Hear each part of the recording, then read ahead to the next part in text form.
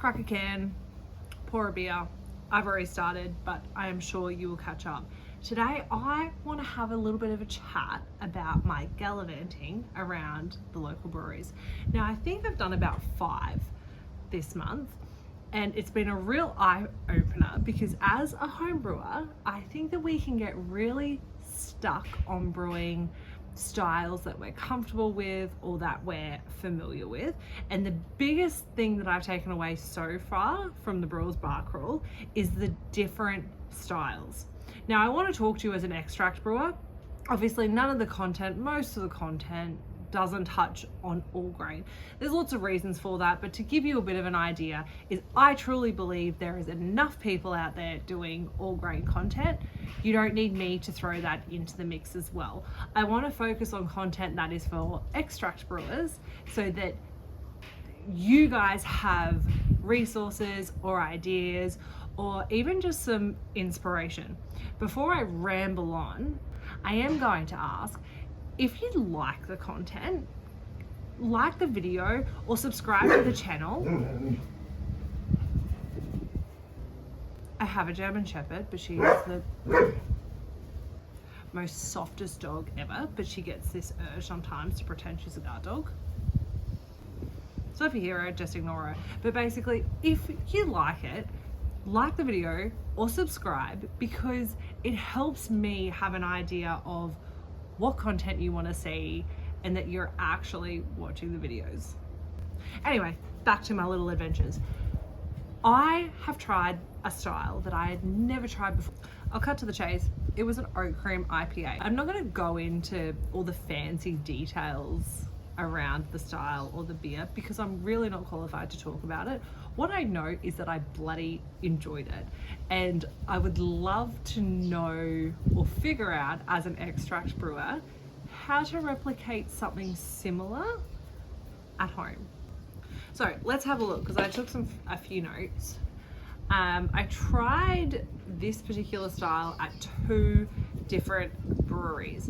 Now, to be honest, I would not have tried it if it wasn't on the tasting paddle or they didn't suggest it. So I first tried it at Slipstream in Urungapilli. So their Oat Cream IPA is called Uncharted. Now, I've grabbed a little bit of information online, or as much as I could kind of gather, just to get an idea of how they have done it. Obviously, as extract brewers, we're not playing around with the malt bill, we're not doing a boil, so we're not going to achieve that, but I think that we can take the characteristics of it that we like and try it at home. This is also me thinking out loud, and I guess I would really love your feedback on if you've done something similar or your suggestions to try and recreate it. The internet told me that they use HBC 630. Now, I at the moment do not have that available to me, but anything that's kind of tropical citrus notes will be similar to that. It does talk about using oats and a pale malt that makes up majority of the malt bill, and lactose. So a quick little look at lactose for anyone who hasn't used it or doesn't know what it is. It's a non-fermentable sugar. It's the sugar that's found in milk or dairy products, and it's the combination of the oats mixed with the lactose which is going to give you that creaminess. Second one I tried was at Helios. Now theirs is Dionysus Oat Cream. One, I love the Greek mythology names. I think that's bloody brilliant. But the information I've got from that one is pale malt, wheat malt, oats.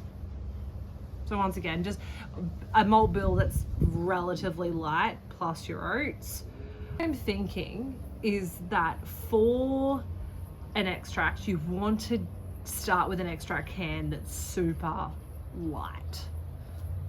And this is where something like Morgan's Australian Blonde or Cooper's Canadian Blonde or Morgan's Canadian Light, I think would be a great base can. Now, you could do 2 hopped malt cans. I think for something like this, I would almost be inclined to use a mix of the dry stuff. But I think as extract brewers, now there are oat extract kits on the market. I have not used them yet. Could I potentially use it for this? Maybe. I think for the first go, I would be doing a mini mash. So from what I can gather, I'd be using anywhere from about 400 to 800 grams, maybe even up to a kilo of the oats. Once again, just talking out loud, correct me if you think I should do something different, is start with a mini mash, do say 800 grams of oats to start with. I've never really done oats in an all grain, so I'm gonna have to look at how long you have to mash them for. I would do that. I would then cool it. Then I would throw my hopped malt cans into my fermenter with some water. For argument's sake, let's just say Morgan's Canadian Light. I think, who cares? As long as it's light, like far out, use a pilly. You're not gonna get a whole lot of real prominent hop flavor from it, and anything that you do get, you're going to cover with your dry hops anyway. So what would I do then? So then once that's all mixed in, I would add my cooled mini mash. You'd be using about 250 to 400, 500 grams of lactose. Now, in terms of yeast, I'm just such a sucker for Mangrove Jack's hop head now. And then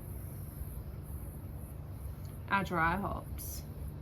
Maybe a mix of like Citra, Galaxy, and Mosaic. Just hit all of those kind of flavor notes, maybe 25 grams a piece. If I wanted to cut it down and only do a 50 gram dry hop, probably go Galaxy and Mosaic. Anyway, as you can see, while I've searched Google a little bit, I really didn't have much structure to this rather than brainstorming with you, and I hope that you will brainstorm back with me. If you haven't tried an Oat Cream IPA, give it a go. Anyway, if you have brewed an extract IPA, if you want to and think that I've just rambled a whole lot of shit and I'm completely wrong, or if you just have other suggestions, then make sure you comment, let us know, and what we might even do is down the track actually recreate this beer with all of our input.